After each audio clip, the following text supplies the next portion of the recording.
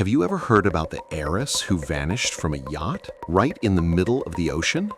She was last seen aboard this luxury vessel anchored in Australia's Coral Sea, but her cabin door was locked from the inside. The yacht's own sensors still show her inside the room, but when the door was finally broken down, there was nobody there. A cup of tea sits on the table, steam still rising from it, as if she had just stepped away. The CCTV footage shows no one going overboard, and no other vessel came anywhere near the yacht. So how does a living, breathing person simply vanish into thin air with nothing but deep water and sharks outside? A helicopter cuts through the air and descends toward the yacht, rocking gently in the Coral Sea. OVI's lead detective, Nora Cross, steps down the stairs and boards the vessel. She sets foot on the deck and walks directly toward the private cabin belonging to the missing heiress, Sarah Collins. Nora stops at the cabin door and studies the damage, clear signs it was forced open. Captain Holloway stands nearby, explaining how and why the door was broken down. Nora crouches near the doorframe and examines the lock mechanism up close. She steps inside and carefully scans every inch of the room. The cabin is perfectly neat, no signs of any struggle whatsoever. Nora checks every corner, from the folds of the bedsheets to the small open window. One look at the window's size tells her immediately no human being could have slipped through it. She kneels down on the carpet and searches for any trace evidence. Her fingers rum through the carpet fibers, but there's no mud, no sand, no water. She stands and turns her attention to the digital thermostat mounted on the wall. The room temperature is perfectly normal, suggesting a calm, undisturbed presence. Her eyes land on the teacup sitting on the table, now cold. She moves closer and studies the rim of the cup carefully. Something feels off. The surface of the tea shows no disturbance, as if no one ever touched it. She picks up the cup. No lipstick, no lip prints, nothing. Nora moves toward a towel left in the corner of the room. It feels damp. She picks it up and tests the moisture with her fingers. She brings it closer to her face and takes a careful sniff. Her expression shifts. There's a sharp, unmistakable smell of chlorine on the towel.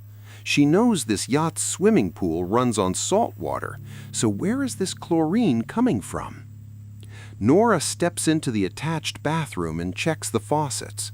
Everything in the bathroom is bone dry, which makes the chlorine smell even harder to explain. She walks back into the main cabin and faces the biometric monitoring terminal on the wall. Sarah Collins's heart rate graph is actively running on the screen. The graph is perfectly flat and even, every single beat spaced at exactly the same interval. Nora traces the intervals on the screen with her finger, measuring the gaps between beats. A real human heart always has tiny natural variations, but this graph is machine perfect. The thought forms in her mind, these biometric readings are not coming from a living person. She looks at the sensor lights blinking behind a laptop screen. The sensors keep broadcasting occupied, but now that signal has become a question, not an answer. Nora removes her gloves and gently presses on the edges of the terminal's casing. She thinks, if Sarah is truly inside, why isn't the system making any errors at all? Until now, everyone believed Sarah was on board because the system said so, but the chlorine smell and that perfect heart rate have cracked that belief wide open. Nora walks out of the cabin. She needs to check the rest of the vessel. Nora enters the yacht's communications room, where IT expert Marcus is seated, visibly stressed. Marcus is frantically trying to restart the servers. Something clearly isn't working. Nora approaches the console and asks for Sarah's laptop connection history. The connection logs reveal something startling. The laptop was never connected to the yacht's satellite internet. Nora's brow furrows. The signal was routed through a mainland tower, not a satellite. She pulls up the ocean map on screen and checks the yacht's current position. At this location, hundreds of miles offshore, no land tower could possibly reach. She pulls up the laptop's signal strength log for the past 24 hours. The signal bars are full, the kind of strength you'd only get standing right next to a tower. Marcus stares at the screen and says quietly, "That's technically impossible." Nora downloads the Ransom video file that the kidnappers had sent. She plays it in slow motion and begins analyzing the background audio. She puts on headphones and listens closely, cutting through the noise for anything specific. There, a faint low hum underneath everything. It sounds like an electrical grid. She compares the frequency to the yacht's own generator hum. The two frequencies are clearly different. The one in the video matches a large factory or city power grid. Nora is now certain that video was not recorded on this yacht.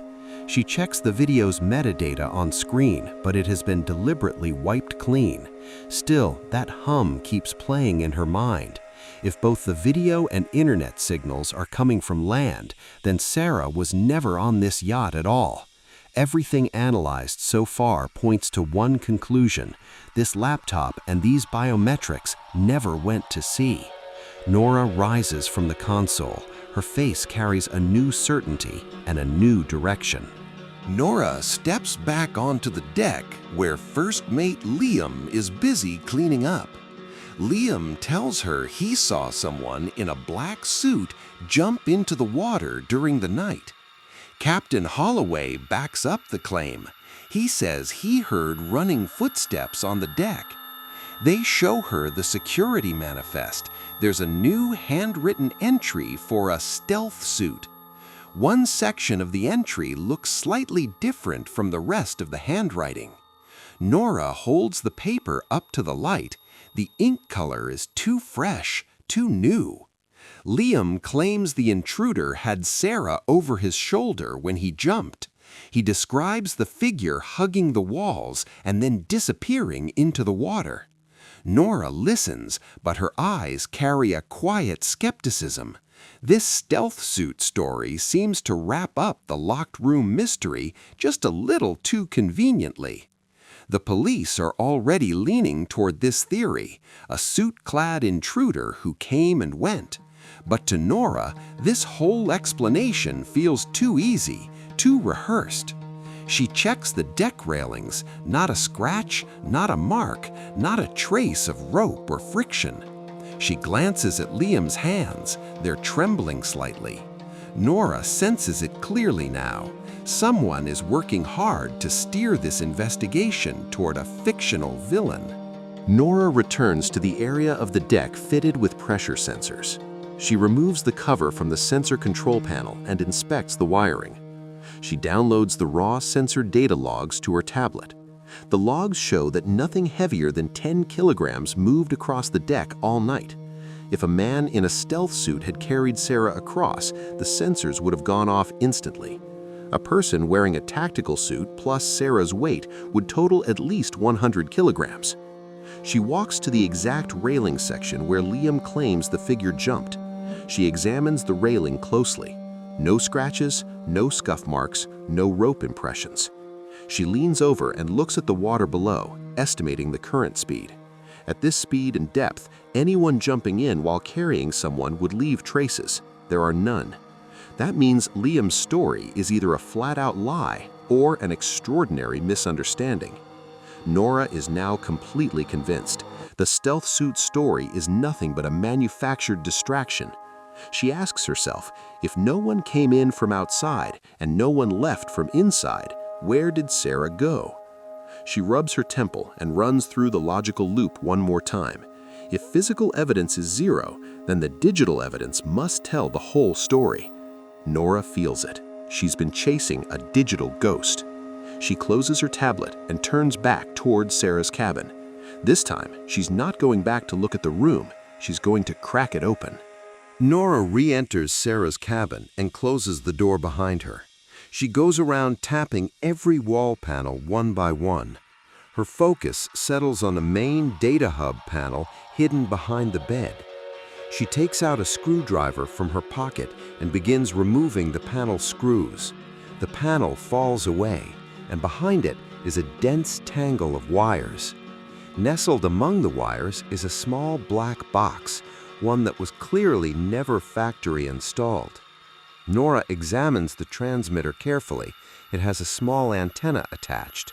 She connects it to her device and starts pulling up its stored content. Data begins loading on the screen, and Nora's eyes go wide.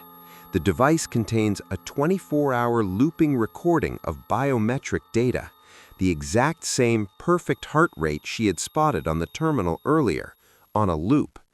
This device had been continuously broadcasting a fake signal, making it appear Sarah was asleep in the room. It becomes clear to Nora, Sarah Collins never stepped foot on this yacht. She glances at the air vent above. The chlorine smell is still faintly there. Nora now realizes the chlorine wasn't for cleaning. It was used to destroy any trace of someone's real scent. She remembers the chlorine bottle in Sarah's cabin had been ordered by Sarah's stepmother, Mrs. Collins. Nora sees the pattern now, a mismatch between time, scent, and digital signals. She picks up her phone and checks mainland weather reports and news archives. There was a major power outage on the mainland exactly 24 hours ago. The timing of that outage matches perfectly with the humming frequency in the Ransom video. Everyone had assumed this was a live kidnapping that happened at sea, but the reality is Sarah has been held on land the whole time, and all of this has been a digital performance. Nora pulls up the crew list and runs a background check on the security head, Victor. Victor's old records show prior ownership of a warehouse on the mainland. The veil is about to lift. Nora walks with quiet purpose toward the cabin of the yacht's security head, Victor. She moves carefully and stops just outside his door. She can hear a voice inside, and it's speaking to Mrs. Collins. Nora clicks on her recorder and presses her ear close to the door. Victor says, "The yacht is out at sea. The police will never think to search on land." Nora pushes the door open and steps inside. Victor startles and hurriedly hides his phone as he gets to his feet. She stands directly in front of him and holds his gaze. She doesn't ask about the girl. She asks about the transmitter. Victor denies it, but his shaking hands say something else entirely. Nora points down at his shoes. They're caked with dry dirt. "That's not ocean mud, Victor," she says, her voice steady and cold. She opens his personal kit and finds the same brand of chlorine bottle that was in Sarah's cabin. Nora begins laying out the entire scheme, piece by piece. She explains how Victor and Mrs. Collins had taken Sarah before she ever boarded the yacht. Victor's face drains of color when Nora mentions the biometric loop. Nora tells him his biggest mistake was that perfect heart rate. A single human error dismantled an otherwise flawless digital plan. Nora asks him for the mainland address where Sarah is being held. Victor breaks. He starts crying and admits he did it all out of greed. Nora calls Detective Miller and relays the coordinates she traced from Victor's phone. She explains that the abduction happened 24 hours ago on land, not at sea. Nora gives the order to place Victor under arrest. The ship's guards move in and take him away. Nora stands alone in the cabin, looking at the now empty transmitter box.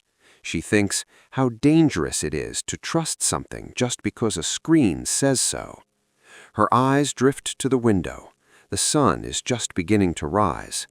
She feels a calm settle over her. Sarah is alive, and she'll be found soon. She finalizes her notes and begins preparing the full report for Director Miller. Every digital footprint now tells a clear, honest story. Nora knows her job here is done. She seals the suspect's laptop so the forensic team can continue their analysis. The smell of chlorine doesn't bother her anymore.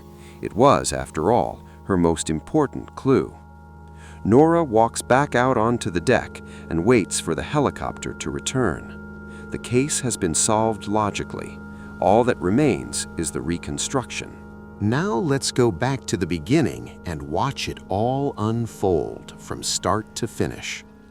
Sarah Collins was taken from her own home just as she was leaving to board the yacht. Victor knocked her unconscious and transported her to an old warehouse on the mainland. Mrs. Collins took Sarah's phone and smartwatch so their signals could be weaponized. Victor had already planted a transmitter inside the yacht beforehand. He boarded the yacht alone and made his way into Sarah's cabin. There, he played a 24-hour looped recording of Sarah's own biometric data from her watch. He placed a cup of tea in the room with a heating chemical inside to keep the steam rising, making it look freshly poured. He sprayed chlorine on the towel to erase any DNA that might be present. Victor locked the cabin from inside and used concealed wiring to slip out undetected. When the yacht set sail, everyone believed Sarah was sleeping inside because the sensors said occupied. En route, he released the Ransom video, which had already been recorded on the mainland. The factory hum in that video came through because the warehouse sat right next to a power grid.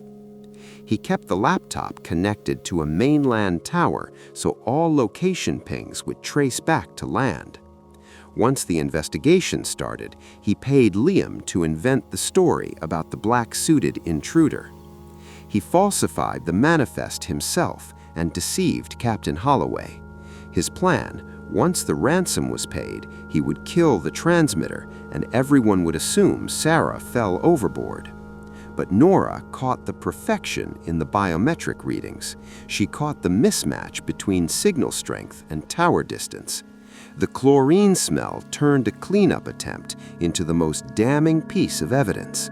And finally, the dry dirt on Victor's shoes drew a clear line between land and sea. In replay, we see the transmitter blinking quietly behind the wall panel. We see Sarah locked in the warehouse while the yacht cuts through open water miles away. It was a digital ghost, deceiving the entire world from thousands of miles away. But physical reality is always stronger than digital lies. Nora's sharp eye had connected every small detail.